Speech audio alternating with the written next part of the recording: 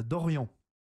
Dorian G. Bonsoir Daniel. Concernant la Bonsoir. question israélo-palestinienne, ne serait-ce pas envisageable pour un identitaire blanc Oui.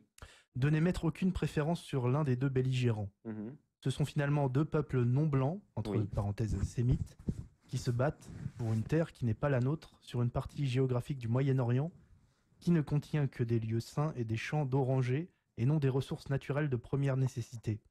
Je ne dis pas qu'on ne peut pas avoir de préférence personnelle pour l'un des camps, ou même s'intéresser et discuter du sujet, mais concrètement, des conflits comme Israël-Palestine, ou Arménie-Azerbaïdjan, ou Chine-Taïwan ne nous concernent pas vraiment. Mhm. Bien que, pour le dernier cité, des problèmes économiques plus graves pourraient également nous toucher si le conflit avait lieu. Même si les scènes de violence et d'enlèvement aperçues sur Telegram m'ont également touché, Mhm. personnellement, je dois avouer qu'il m'est un peu égal de savoir si Jérusalem doit être israélienne ou palestinienne. Je me sens plus concerné par des événements comme le conflit entre l'Ukraine et la Russie, où des jeunes femmes Ça, c'est et vrai. hommes blancs européens se font hacher menus tous les jours par les Tchétchènes et les Mongols à 64 de QI de Vladimir Poutine, ou au conflit opposant Serbes et Albanais dans les Balkans par exemple. Tu es aussi un commentateur politique et je comprends bien que tu dois te positionner sur tous les sujets qui font l'actualité, mais les nôtres avant les autres, non. Ne pas se positionner n'est pas aussi émettre un avis. Du reste, merci pour tes émissions et bonne suite. Oui, commentaire intéressant. Alors déjà, je suis tout à fait d'accord avec toi. Je suis plus touché par la guerre en Ukraine. Et même, alors que j'étais jeune et que j'avais très peu de conscience politique, j'avais été affecté par les images que j'ai vues de la guerre en Yougoslavie parce que j'avais conscience que c'était près de chez nous. Ce n'est pas vraiment une conscience européenne, mais c'est plutôt la conscience de la proximité géographique et du fait qu'on était d'une certaine manière impliqué dans cette guerre, et même d'une manière certaine. Mais je ne suis pas d'accord avec toi sur le fait que, en gros, il serait stratégique de ne pas se positionner, parce que euh, déjà, alors sur Taïwan et la Chine, par exemple, déjà un positionnement, c'est pas un soutien concret, financier, militaire. Ce sont des mots. C'est-à-dire, je ne dis pas que les mots n'ont pas de sens et ne sont pas efficaces, mais je dis qu'il y a dire, c'est pas faire. D'accord? Donc déjà, on peut avoir un avis sur les choses et l'exprimer. Je suis un commentateur de la vie politique. Euh, voilà, donc je donne un avis. Mais par exemple, je ne suis pas d'accord avec toi. Moi, je suis pour Taïwan contre la Chine. Bien sûr. Taïwan a le droit de rester indépendante et la Chine est un adversaire économique, diplomatique et peut-être un jour civilisationnel de l'Occident. Alors vous allez me dire, les Chinois, ils t'ont jamais rien fait de mal. Bien sûr. Mais moi, ce que je dis, c'est que nous sommes toujours, je dis l'Occident, hein, donc ça veut dire Europe plus États-Unis, nous sommes toujours sur le toit du monde. Pour combien de temps? Difficile à dire. La Chine est un adversaire sérieux. Qui peut nous dire ce que fera la Chine du monde et de nous si elle passe numéro un et donc qu'elle nous domine? Je ne sais pas. Donc il n'est pas dans l'intérêt, tu te trompes, sur le fait que ce n'est pas important pour nous que ce soit Taïwan ou la Chine qui l'emporte. Euh, j'ai pas d'affect particulier. Je veux dire, s'il y a une guerre entre la Chine et Taïwan et qu'il y a des morts des deux côtés, je vais pas me lever le matin en disant mon Dieu, il y a des Chinois qui meurent et des Taïwanais qui meurent. Mais je préfère que Taïwan l'emporte. Parce que plus la Chine est forte, plus l'Occident est faible, tout simplement. Concernant la Palestine, c'est un soutien, c'est moins un soutien de la civilisation ou enfin, de la communauté juive qu'un ressentiment légitime et une crainte légitime de l'islam et de sa croissance dans le monde. Je ne considère pas la Palestine comme un pays loin, ou enfin, je veux dire, Israël comme quelque chose de loin et qui n'a pas d'importance. Euh, c'est un. En fait, je considère, si tu veux, l'internationale musulmane comme un poumon. Et plus ce poumon grandit, plus il a de la puissance. Plus il a de puissance, plus il nous nuit. Donc je reviens, peut-être que tu n'as pas, quand tu m'as envoyé la question, tu n'as pas vu le début de l'émission. Plus le monde arabe a de pays, plus il devient fort, plus il peut nous nuire. Donc en réalité, ce n'est pas, encore une fois, c'est pas que je veux me défendre du fait que je soutiens les juifs, mais c'est pas par soutien pour Israël en tant qu'Israël parce que je me lève le matin, je dis ah Israël, super, c'est génial. C'est pas ça, c'est que en fait, je préfère que les Juifs aient un pays à cet endroit-là plutôt que les Arabes aient un surplus de territoire. Et je pense vraiment que c'est cohérent avec mon combat identitaire blanc et pour la puissance de l'Europe. Voilà. Voilà pour te répondre. Thomas Ulrich, est-ce que tu penses que Xavier Moreau finira dans un chaudron? Salutations. Rapport au chaudron Ouais. en Mais Xavier Ukraine. Moreau, si tu veux, il va tellement loin dans la propagande pro-Poutine que même, je connais même des pro-Poutine qui peuvent pas le blairer, quoi, qui disent en gros, il dessert la cause.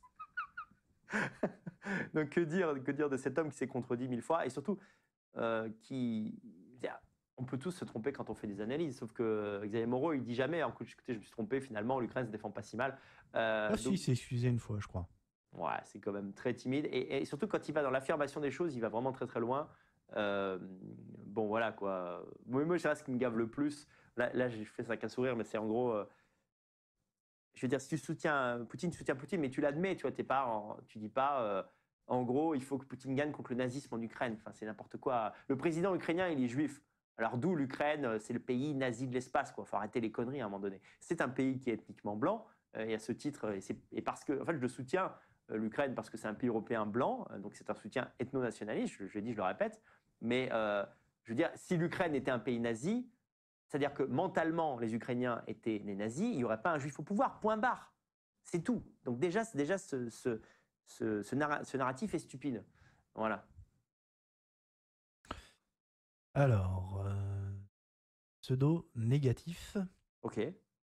Question, ne serait-il pas logique pour les antisémites d'être favorables à l'État d'Israël, dans le sens où si les Juifs partent y vivre, ils auront moins d'interférence dans la vie politique française? Merci pour ton travail. Oui, mais c'est la théorie de Rebatté.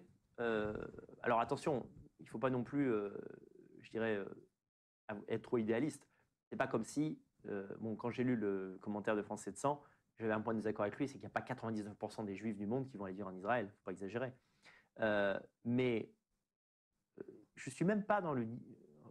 Comment dire? Ma pensée est purement égoïste, purement celle d'un identitaire blanc. L'existence d'Israël permet à des blancs et permettra à des blancs, je sais que pour l'instant on en est loin, mais historiquement, elle a créé un précédent qui permet aux blancs de dire les Juifs ont leur pays, nous avons le droit d'avoir un pays à nous et rien qu'à nous, avec des lois qui garantissent que nous resterons majoritaires sur notre sol. Et je suis persuadé que le niveau de remplacement de population, en Europe notamment, sera tel, et pas seulement malheureusement en Europe de l'Ouest, mais ça va déborder parce qu'un raz-de-marée, ça déborde toujours.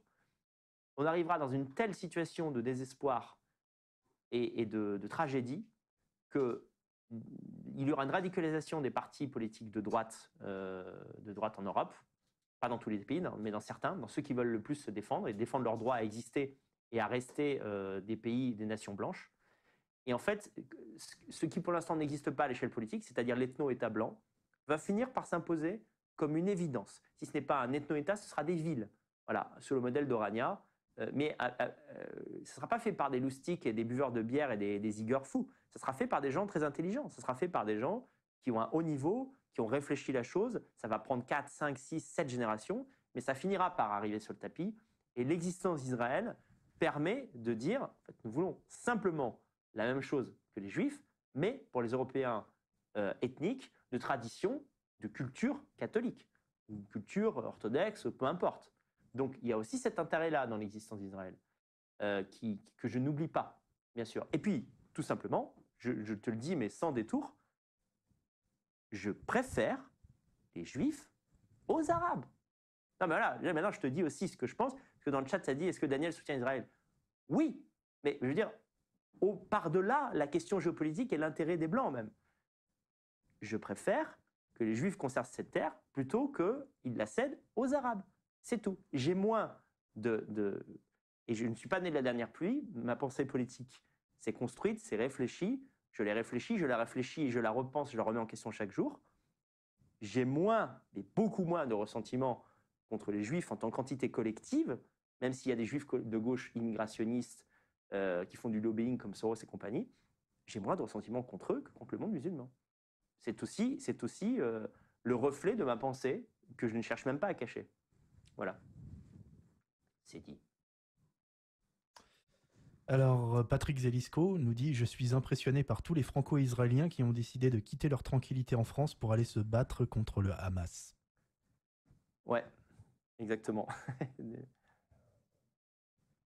Excellent commentaire, j'ai un autre à ajouter. Alors, on va dire un lobster noir nous envoie 5 euros en nous disant: Les arbres ont fait les arbres. Ils nous bassinent avec leur honneur, mais ils n'en ont aucun. Cette belle fille désarticulée sur le pick-up, entourée de ses bouchers, c'est le hideux ayant ravagé le beau. Je sais pas à quoi il fait référence, mais j'ai pas envie de savoir. Nous sommes leur némésis. Ouais, joli commentaire. D'accord. C'était un peu complexe dans l'écriture, mais oui, je suis d'accord avec le fond. Alors il y a un mec, attends, je m'y attendais, qui dit: qui encourage l'immigration arabo-musulmane en Europe? La gauche. La gauche blanche, la gauche juive. Il y a énormément de juifs dans la France insoumise? Il y en a combien? Il n'y a pas plus de blancs de tradition, enfin, issus même du catholicisme ou de l'éducation laïque blanche qu'il y a depuis le début du XXe siècle. Il n'y a pas dans cette gauche LFI plus de blancs que de juifs. C'est toujours pareil. C'est toujours pareil. C'est qu'en gros, vous disculpez la gauche blanche de sa responsabilité. D'accord? Donc ça, c'est un discours qui est plus acceptable. Si vous partez du principe que les blancs n'ont rien à voir avec cette histoire, vous vous trompez et vous faites fausse route. Vous faites fausse route. Une partie importante de notre peuple est responsable de cette invasion que nous subissons, pour plein de raisons que j'ai déjà expliquées et que je réexpliquerai encore et encore et encore. Et dans la dernière partie de l'émission, je vous montrerai que si des choses comme ce qui s'est passé samedi sont arrivées en Israël, c'est parce que les Israéliens sont aussi bouffés par le gauchisme, malheureusement. On en parlera plus tard. Pierre Narbou. Bonsoir Daniel, bonsoir Robin. Je tiens à préciser que je ne suis pas du tout judéophile, mais en voyant les vidéos de ces exactions inqualifiables, j'ai immédiatement ressenti de l'empathie pour ces Israéliens qui nous ressemblent tellement. Sans aucun contexte, on aurait pu penser que cela se passait dans un pays européen, quand ces jeunes sont semblables à n'importe quel jeune occidentaux. Cette guerre civilisationnelle révèle la facture idéologique entre une droite, qui intègre la notion ethnique, et une autre qui est restée sur les vieux poncifs antisémites de l'entre-deux-guerres. Crois-tu que ces deux droites sont réconciliables? Non. Non, je crois qu'elles sont pas réconciliables. Maintenant, attention, ce qui est concevable aujourd'hui ne l'était pas il y a 30 ou 40 ans. C'est-à-dire que la part de juifs qui pouvaient entendre un discours nationaliste français, nationaliste allemand même, était très réduite à 10, 20, 30 ans de la guerre 45, parce qu'il y a un trauma du côté des juifs qu'on comprend parfaitement, suite à ce qui s'est passé en 39-45. Aujourd'hui, la situation a évolué, et elle a aussi évolué de notre côté. Mais ce que je crois de la droite qu'on appelle en général la droite nationale révolutionnaire, on peut l'appeler comme on veut, moi je l'appelle aussi la droite Nasbol, c'est qu'en fait, sa priorité, la priorité de cette droite, c'est la destruction de l'hégémonie américaine, et tout ce qui ressemble de près ou de loin, tout ce qui a un rapport avec les États-Unis, selon elle, doit être détruit. Donc en fait, nous n'avons pas... Pourquoi c'est irréconciliable? C'est que nous n'avons pas les mêmes objectifs. Mon objectif, par exemple, si je parvenais au pouvoir, mon objectif serait pas que la France se désolidarise des États-Unis face à cette putain d'obsession de troisième voie, ni pro-russe, ni américaine, nanani, nanana. Ce serait de sécuriser le quotidien des Français en stoppant l'immigration, en proposant un rapatriement du maximum d'individus qui n'ont pas la carte d'identité française ou qui ont été nationalisés depuis peu et qui ont commis des crimes et des délits et qui donc sont renvoyés chez eux. Ce serait ça ma priorité. Ce ne serait pas du tout de me fâcher avec les pays membres de l'UE, ou de me fâcher avec l'OTAN ou d'en sortir. Donc on n'a pas les mêmes objectifs. C'est pas conciliable, non pas parce qu'on se déteste, même à la limite, c'est parce qu'on n'a pas les mêmes rêves. Mon rêve, c'est pas la destruction d'Israël et de New York. Mon rêve, c'est que je me balade en France et qu'il n'y ait plus 80% de Noirs et d'Arabes. C'est ça mon rêve, merde. On n'a pas les mêmes rêves. Et je vous assure que ces gens, je les ai connus. Je suis le mieux placé pour parler de ces gens parce que j'en ai été. J'ai été mentalement de leur côté jusqu'en 2016-2017. Donc je sais comment ils pensent. Moi, je suis jamais là aussi loin dans leur soutien, en revanche, à la, comment dirais-je, à la sphère musulmane. Ça, j'ai jamais becqué. Mais ce côté antisémite primaire, anti-américain, je veux dire, à un moment donné, j'étais anti-américain, je savais même pas pourquoi. Je passais ma journée à regarder des films américains, à part ça, je suis anti-américain, quoi. Mais je veux dire, aujourd'hui, je sais parfaitement qui je suis et quel but je poursuis. Je suis un démocrate de droite, identitaire. Je n'ai pas pour projet la destruction du capitalisme. C'est ridicule, ça n'arrivera pas. Et c'est une ligne qui est perdante à 100%. Et les gens qui la tiennent sont souvent des gens animés d'une haine et d'une aigreur envers tout qui n'est pas imaginable. Et vous construisez rien avec ces gens-là. Ils sont pas fiables, ils sont parano, ils vous foutent toujours dans la merde. Vous militez avec eux, vous finissez toujours en garde à vue. La plupart, ils prennent des valeurs traditionnelles qui ne sont pas foutus de mettre en pratique parce qu'il n'y a aucune femme qui veut d'eux. Donc en fait, ils n'ont pas de meuf. Quand ils ont une, ils font n'importe quoi avec. Ils ont une idée de la femme qui a 3 siècles de retard. Donc dès qu'ils ont une meuf qu'ils aiment tendrement, ils la font tellement chier qu'elle finit par se barrer. Ils soutiennent des causes impossibles. Ils sont pro-chinois, ils sont pro-Poutine contre le reste du monde entier. Tout ça, évidemment, depuis l'Occident. C'est des crasseux, ils n'ont pas une thune. Non, mais vraiment, il n'y a rien qui va, quoi. Il y a rien qui va de leur côté. Par contre, il y a un truc où ils ne changent jamais, c'est qu'ils sont toujours pour les Arabes, quoi. Ça, c'est vraiment, c'est 100%, quoi. Aucun problème. Même des fois, quand les Arabes font des attentats chez nous, ils sont quasiment contents. Je les connais comme si je les avais chiés, ces mecs-là.